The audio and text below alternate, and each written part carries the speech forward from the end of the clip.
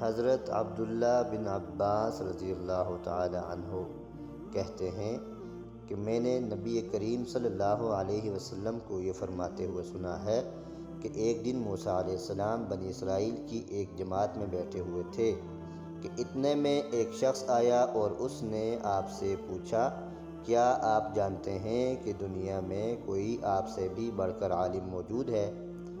موسیٰ علیہ السلام نے فرمایا، نہیں۔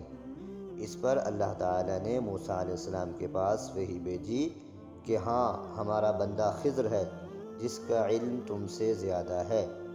موسیٰ علیہ السلام نے اللہ سے دریافت کیا کہ خضر سے ملنے کی کیا صورت ہے؟ اللہ تعالیٰ نے ایک مچھلی کو ان سے ملاقات کی علامت قرار دیا اور ان سے کہہ دیا کہ جب تم اس مچھلی کو گم کر دو تو واپس لوٹ جاؤ، تب خضر سے تمہاری ملاقات ہوگی۔ موسیٰ علیہ السلام چلے اور دریا میں مچھلی کی علامت تلاش کرتے رہے۔ اس وقت ان کے ساتھی نے کہا، جب ہم پتھر کے پاس موجود تھے، کیا آپ نے دیکھا تھا؟ میں نے اس وقت مچھلی کا کہنا بھول گیا تھا اور شیطان ہی نے مجھے اس کا ذکر بھلا دیا۔ موسیٰ علیہ السلام نے کہا، اسی مقام کی ہمیں تلاش تھی۔ تب وہ اپنے نشانات قدم پر پچھلے پاؤں باتیں کرتے ہوئے لوٹے۔ وہاں انہوں نے خضر علیہ السلام کو پایا۔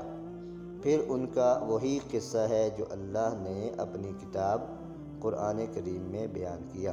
صحیح بخاری حدیث نمبر 74۔